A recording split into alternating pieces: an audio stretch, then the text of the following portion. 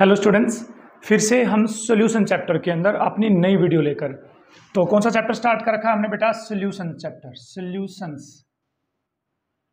अब तक सॉल्यूशंस में हम कहां तक पढ़ चुके हैं? आइडियल, नॉन आइडियल के बाद हम एजियोट्रोपिक मिक्सचर तक हम सॉल्यूशन के अंदर पढ़ चुके हैं। एंड आई होप कि आपको वो वाला पार्ट, पहले वाला पार्ट क्रिस्टल क्लियर होगा आप लोगों को। ठीक है, तो सॉल्यूशन चैप्टर में हम आगे प्रोसीड कर रहे हैं बेटा।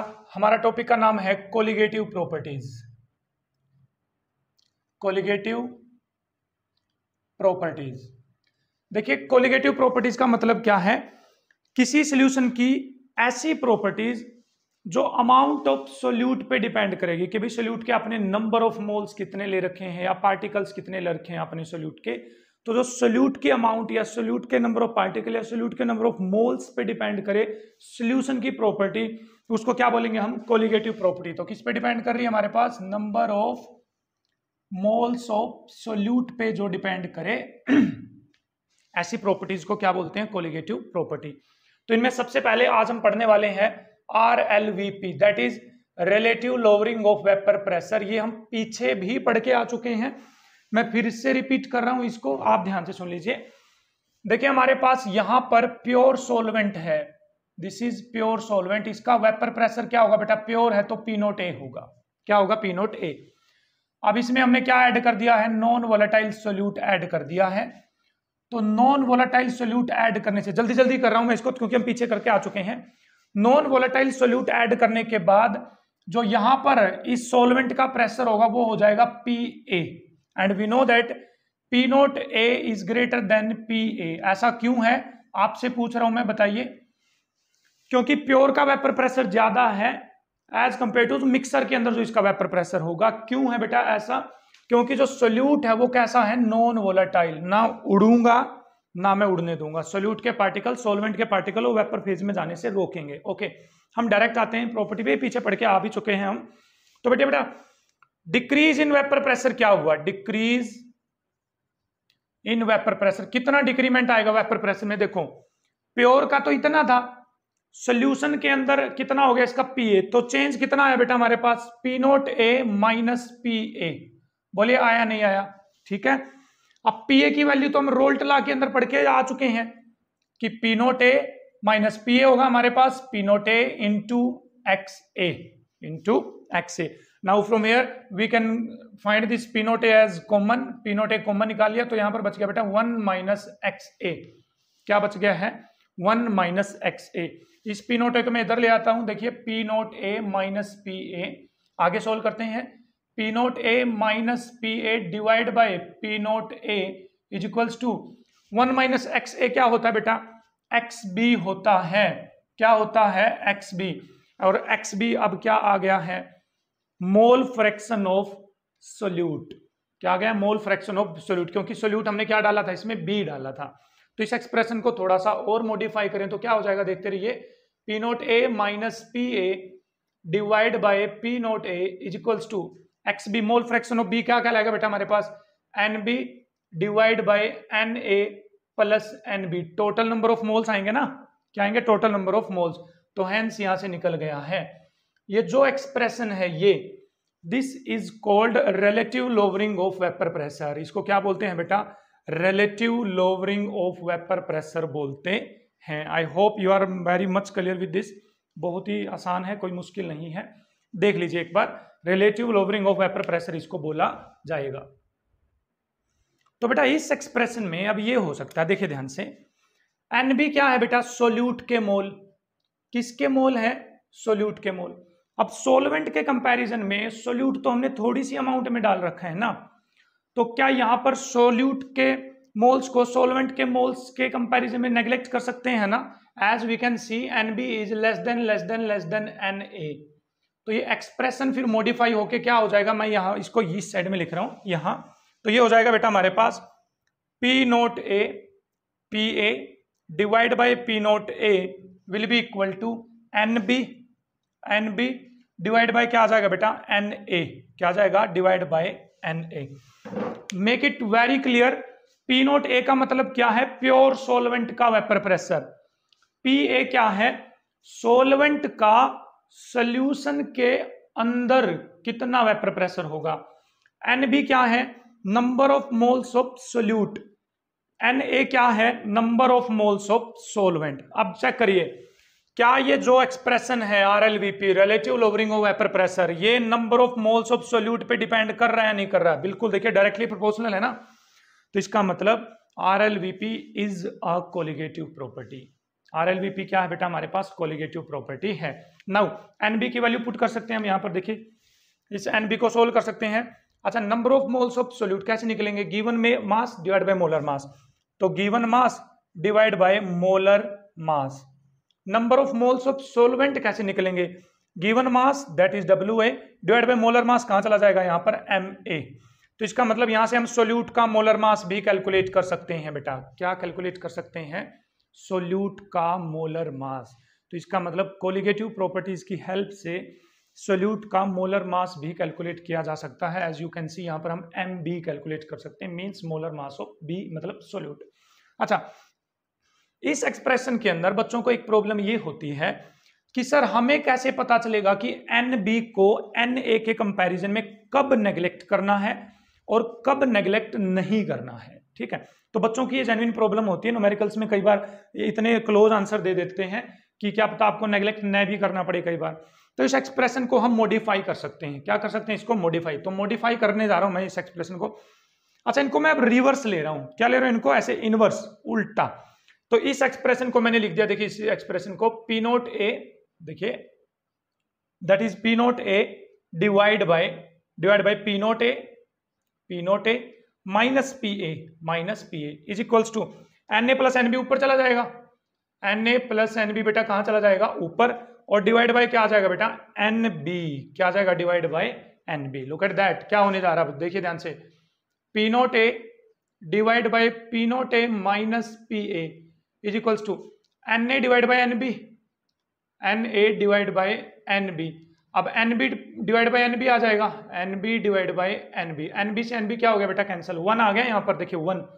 इस 1 को जो यहाँ पर 1 आया है मैं लेफ्ट साइड में ले जाता हूं, तो देखिए क्या होगा, P0A divide by P0A minus PA minus 1 is equals to Na divide by NB।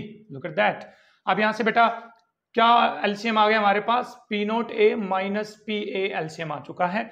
अब P0A माइनस PA से तो P0A माइनस PA कैंसिल हो गया, तो यहां पर बच गया बेटा हमारे पास P0A।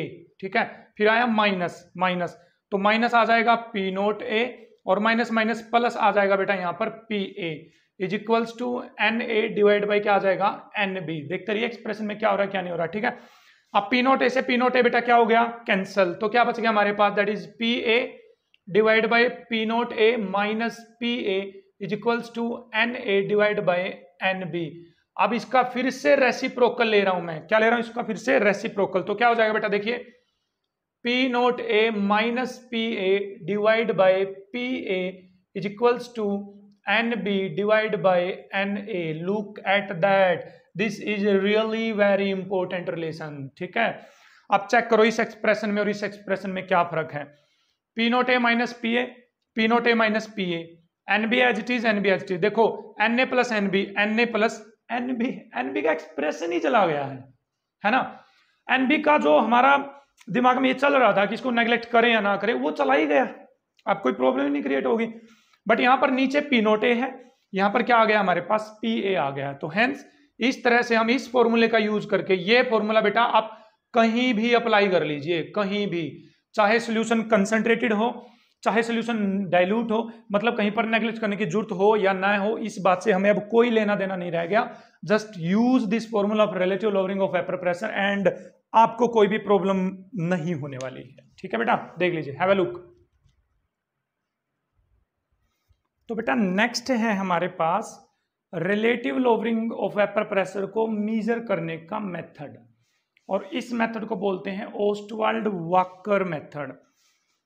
बेटा let me be honest with you, इस मेथड को समझने में बच्चों की सबसे ज्यादा प्रॉब्लम्स होती हैं, लेकिन मैं आपको एक डेली लाइफ के एग्जांपल से इस मेथड को बिल्कुल चुटकियों में हरे हलवा बना देंगे, इसका बिल्कुल आसान बना देंगे। तो समझिए, ये ड्राई एयर है, सूखी हवा, ये सॉल्यूशन के चैम्बर में से पास होकर सॉल्वेंट के चैम्बर में जाकर यहां से बाहर निकलेगी। ठीक, अब यदि सूखी हवा किसी कपड़े के अंदर से निकलती है, गिल्ले कपड़े के अंदर से, तो वो गिल्ले कपड़े में से पानी को लेकर जाएगी या नहीं जाएगी? लेकर जाएगी। तो वो मॉइस्ट एयर हो जाएगी या नहीं हो जाएगी? ठीक है। अब यदि ये सोल्यूशन है बेटा, सोल्यूशन, अब इसमें सोल्यूट पड़ा हुआ है नॉन वोलेटाइल, अब सोल्यूट तो इवेपोरेट होगा नहीं, तो यहां पर इवेपोरेट कौन होगा? यहां पर सोलवेंट इवेपोरेट होगा। कौन होगा बेटा? सोलवेंट। तो इस सोल्यूशन का जो वेपर प्रेशर यहां पर है, तो हम ये बोल सकते हैं ना कि वो वेपर प्रेशर सोलवेंट का पार्शियल प्रेशर होगा। तो देखो, सोल्यूशन का जो वेपर प्रेशर इस चैम्बर में होगा वो होगा PA। क्या होगा? PA, सोल्यूशन का वेपर प्रेशर। लेकिन यहां पर तो प्योर सोलवेंट है बेटा। कौन सा सोलवेंट है? Pure solvent. प्योर सोलवेंट का वेपर प्रेशर क्या होता है बेटा? P0A। क्या होता है? P0A। अब देखो, सूखी हवा जब यहां से जाएगी तो यहां से कुछ ना कुछ वेपर लेकर जाएगी। यहां से आई, ये जो वेपर फेज में सोलवेंट के वेपर पड़े हुए ना, उनको लेकर यहां जाएगी। तो यहां पर किसके पार्टिकल भी जाएंगे? उसके साथ सोलवेंट के पार्टिकल भी जाएंगे या नहीं जाएंगे? और वे सोलवेंट के पार्टिकल इधर जाएंगे और इधर भी तो सोलवेंट पड़ा हुआ है, तो कुछ पार्टिकल और ऐड हो जाएंगे और यहां से गैस निकल जाएगी। तो हमें चेक करना है कि इस चैम्बर में वेट कितना लॉस होगा और इस चैम्बर में वेट कितना लॉस होगा, और उसी के हिसाब से हम वैल्यू कैलकुलेट करेंगे इसकी। P0A minus PA divide by P0A की वैल्यू, क्योंकि यही तो relative lowering of vapour pressure है। यही तो क्या है बेटा? RLVP है। तो समझना, डेली लाइफ का एग्जांपल मैं अभी दे रहा हूं, सुनो। ठीक है, मैं इसको इरेज कर दूं एक बार, ये बाद में लिख दूंगा मैं यहां पर। ठीक भाई, डेली लाइफ के एग्जांपल से सुनना बेटा ध्यान से। मान लीजिए यहां पर एक बस है, बस, और यहां पर इस अड्डे पर 100 आदमी खड़े हुए हैं बेटा। कितने आदमी खड़े हुए हैं? 100।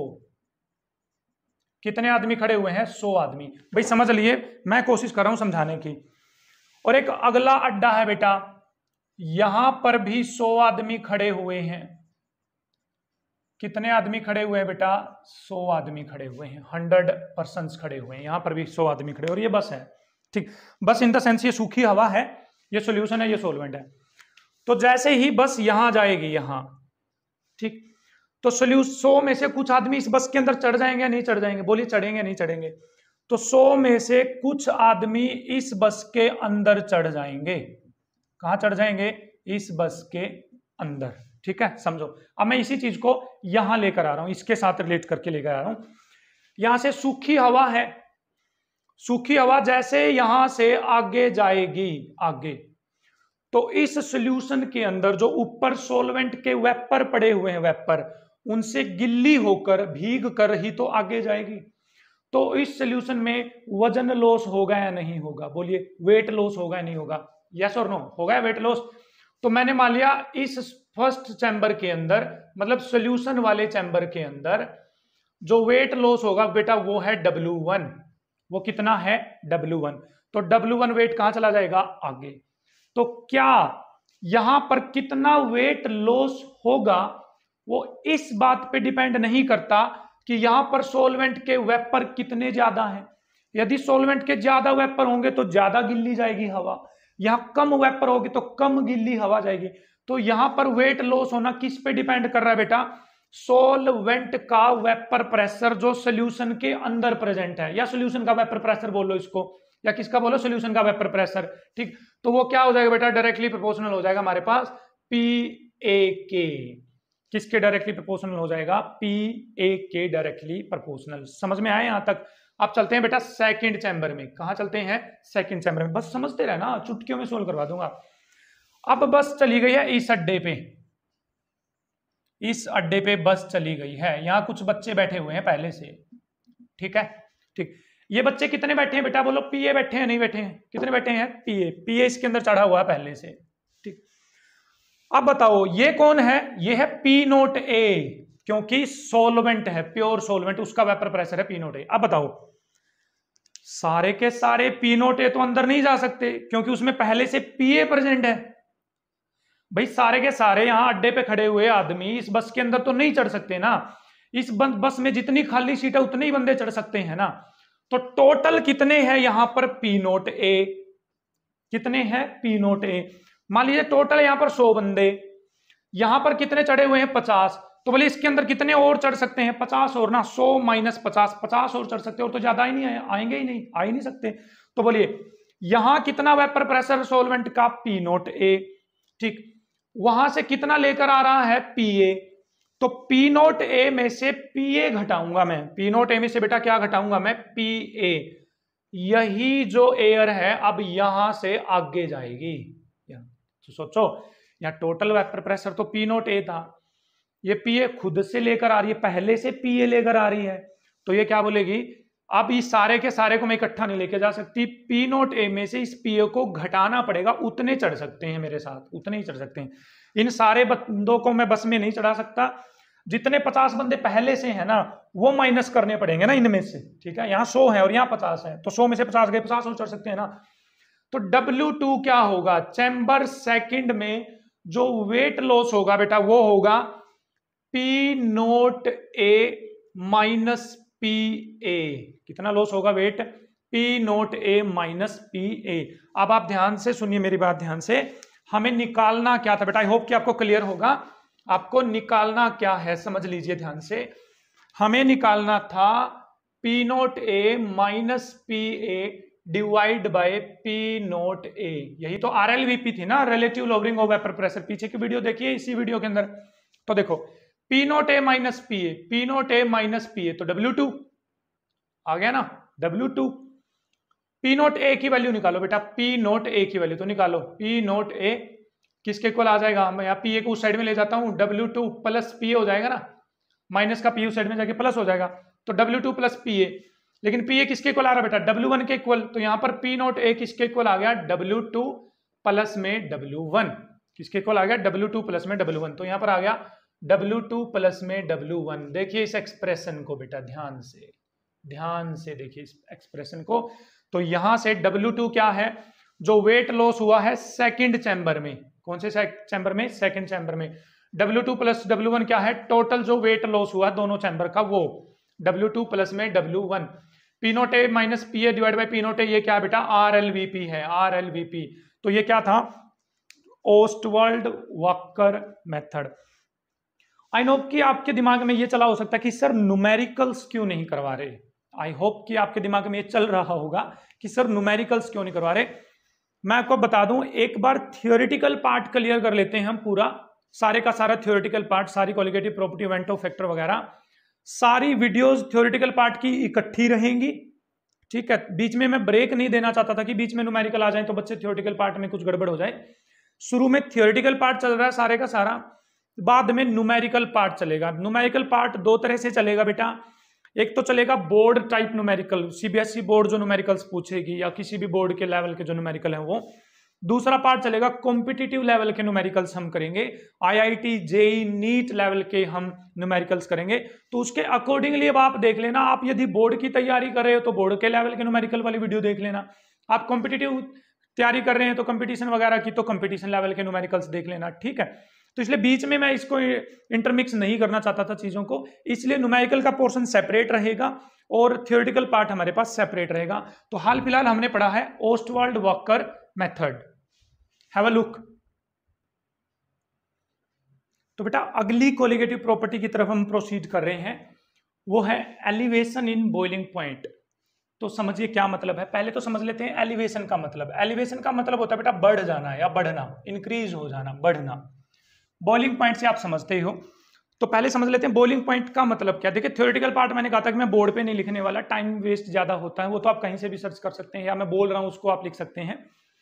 बॉइलिंग पॉइंट का मतलब होता है एक ऐसा टेम्परेचर जिस टेम्परेचर पर किसी लिक्विड का vapour pressure atmospheric vapour pressure के इक्वल हो जाता है, एटमॉस्फेरिक प्रेशर के इक्वल हो जाता है, वो उसका बॉइलिंग पॉइंट कहलाता है। जैसे भाई ये आपने कोई लिक्विड डाल रखा है और यहां से आप इसका वेपर प्रेशर मेजर कर रहे हो, क्या मेजर कर रहे हो, वेपर प्रेशर, और एटमॉस्फेरिक का वेपर यहां वेपर प्रेशर है 1 atm, एटमॉस्फेरिक प्रेशर कितना बेटा 1 atm है। तो आप इसको बॉईल करो, साथ में थर्मोमीटर भी डाल दो इसके अंदर, क्या भी डाल दो, थर्मोमीटर। आप इसको बॉईल करिए, यहां वेपर बनेंगे, वो वेपर इस मरकरी के ऊपर क्या लगाएंगे, प्रेशर। तो जब ये मरकरी यहां से 1 atm शो करने लग जाएगा बेटा, क्या शो करने लग जाएगा, 1 atm।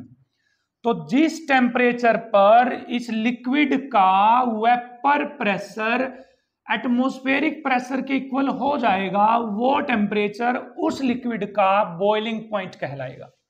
क्या कहलाएगा? Boiling point. ठीक है, अब सीधा सा मतलब है, यदि बाहर का ये एटमॉस्फेरिक प्रेशर ज्यादा है, मान लो 2 ATM है, तो यहां पर 2 ATM करने के लिए आपको ज्यादा हीट करना पड़ेगा ना, ज्यादा हीट।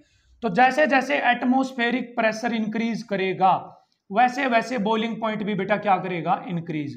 जैसे जैसे एटमॉस्फेरिक प्रेशर डिक्रीज करेगा वैसे वैसे बॉइलिंग पॉइंट भी क्या करेगा बेटा? डिक्रीज। इसलिए पहाड़ों पे एटमॉस्फेरिक प्रेशर कम होने के कारण आप बिना प्रेशर कुकर वहां पर खाना नहीं बना पाएंगे।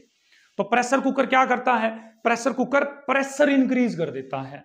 प्रेशर इंक्रीज करने से पार्टिकल पास पास आ जाते हैं, पार्टिकल पास पास आने से उनका बॉइलिंग पॉइंट क्या हो जाता है? इंक्रीज। तो प्रेशर कुकर किस फिनोमेना पे काम करता है? एलिवेशन इन बॉइलिंग पॉइंट पे क्या करता है बेटा? काम करता है। तो चलिए आगे चलते हैं। ये आपके पास प्योर सोलवेंट है बेटा। क्या है? Pure solvent. ठीक, इसका बॉइलिंग पॉइंट मान लीजिए, एक बार मान लीजिए, हमने मान लिया 100 डिग्री सेल्सियस है, तो इसको लिख दिया मैंने TB note. TB note stand for boiling temperature of pure solvent. अब इसके अंदर आपने कोई नॉन वोलेटाइल सोल्यूट डाल दिया, कोई भी नॉन वोलेटाइल सोल्यूट डाल दिया। अब AA था, AA था, AA था, AA था, तो 100 डिग्री सेल्सियस पे AA से टूटकर बाहर जा रहा है, बाहर जा रहा है, बाहर जा रहा है, बाहर जा रहा है, तो उसका बॉइलिंग पॉइंट कितना? 100 डिग्री सेल्सियस।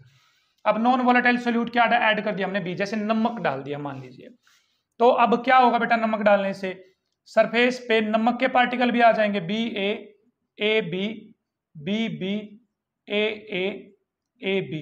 ठीक है, तो अब बताओ, आपने इसका टेम्परेचर 100 डिग्री सेल्सियस कर दिया।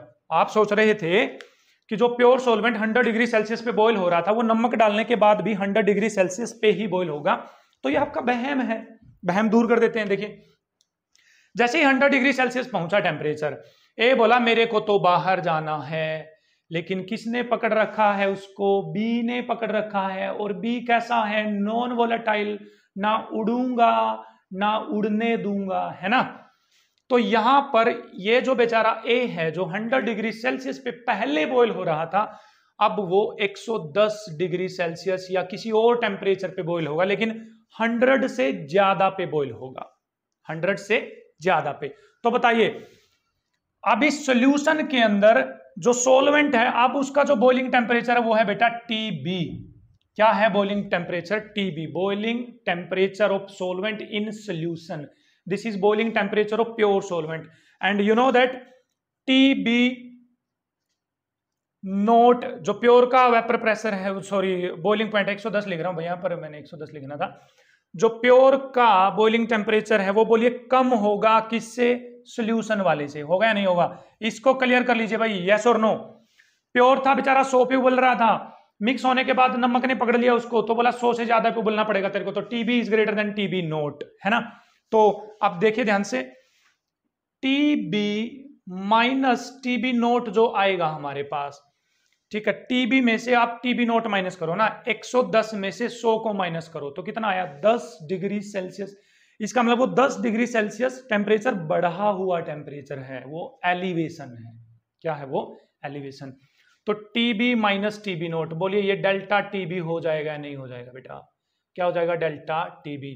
यही तो है elevation in boiling point. Elevation in boiling point है बेटा। क्या है elevation in boiling point? Boiling temperature का बढ़ना नॉन वोलेटाइल सोल्यूट ऐड करने के बाद। मैथमेटिकल एक्सप्रेशन अभी निकालेंगे, इसका ग्राफ हम समझेंगे अभी इसका। पहले आप इसको क्लियर कर लीजिए, इसमें आपको कोई भी डाउट नहीं होना चाहिए। Have a look. तो चलिए बेटा, ग्राफ और इसका जो मैथमेटिकल एक्सप्रेशन वो डिस्कस कर लेते हैं। पहले ग्राफ डिस्कस करते हैं। देखिए ध्यान से, आसान है, बिल्कुल आसान है भाई, कोई भी दिक्कत नहीं होनी चाहिए आपको। यहां पर लिखा हुआ है हमने टेम्परेचर।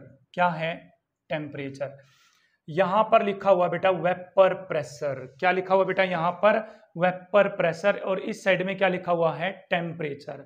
ठीक है, तो इसको मान लेता हूं मैं, इस पॉइंट को, ये atmospheric vapour pressure, atmospheric pressure है बेटा। कौन सा प्रेशर है? Atmospheric pressure. ठीक है, ध्यान से समझना। अब देखिए, इस टेम्परेचर पे ये आप ऊपर भी मान सकते हो, नीचे भी मान सकते हो, इसमें कोई वो नहीं है कि रट्टा लगाना है ना, कहीं पर भी मान सकते हो। ये एटमॉस्फेरिक वेपर प्रेशर है, बस कहने का मतलब ये है, this is vapour pressure, this is temperature. ठीक है, तो देखिए ध्यान से, इस टेम्परेचर पे दो चीजें हैं हमारे पास, एक तो है बेटा सोलवेंट, क्या है सोलवेंट, और एक क्या है सोल्यूशन। अब बताओ, सोल्यूशन के अंदर नॉन वोलेटाइल सोल्यूट ऐड है तो सोल्यूशन का वेपर प्रेशर बोलिए कम होगा या नहीं होगा, यस और नो, है ना, क्योंकि नॉन वोलेटाइल ना उड़ेगा ना उड़ने देगा। सोलवेंट का वेपर प्रेशर क्या होगा, ज्यादा होगा किसी भी टेम्परेचर के ऊपर। ठीक है, ये मान रहे हो बात, अच्छी बात है। तो इस टेम्परेचर पे मान लेते हैं सोलवेंट का वेपर प्रेशर है बेटा इतना, इतना सोलवेंट, इसको मैं कंसीडर करवा रहा हूं आपको, this is solvent.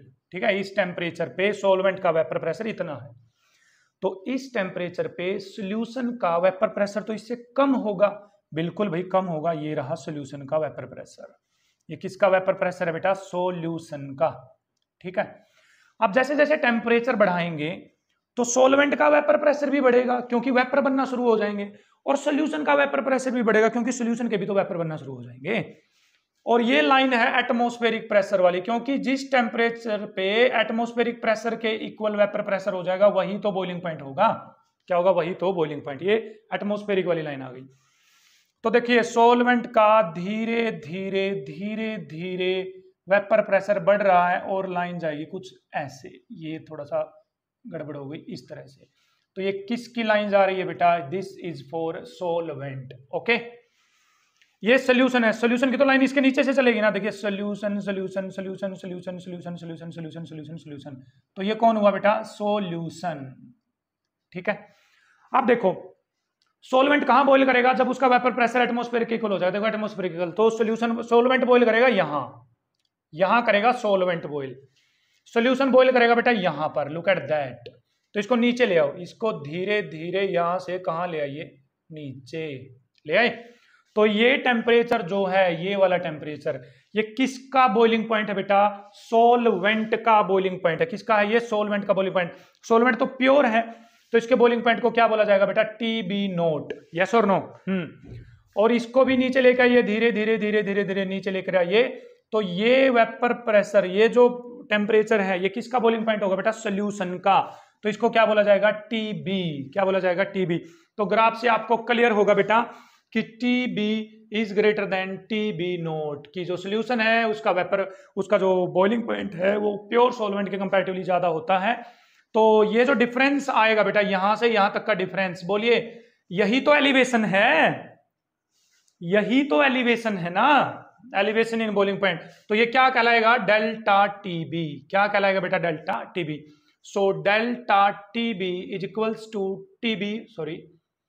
TB minus TB naught, yes और नो। तो पानी 100 डिग्री सेल्सियस पे उबल रहा है, आप उसमें नमक डाल दीजिए 1 चम्मच, तो और भी ज्यादा टेम्परेचर पे उबलेगा।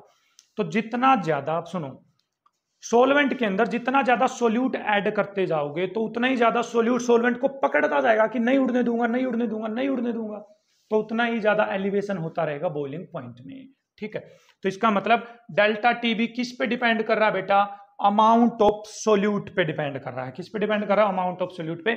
और अमाउंट ऑफ सोल्यूट को डिफाइन करने के लिए यहां पर हम लिख सकते हैं कि delta TB is directly proportional to molality. क्या है बेटा यहाँ पर, डायरेक्टली प्रोपोर्शनल टू मोलैलिटी। बताइए मोलैलिटी क्या होती थी, number of moles of solute होती थी या नहीं होती थी, divide by mass of solvent in kilogram.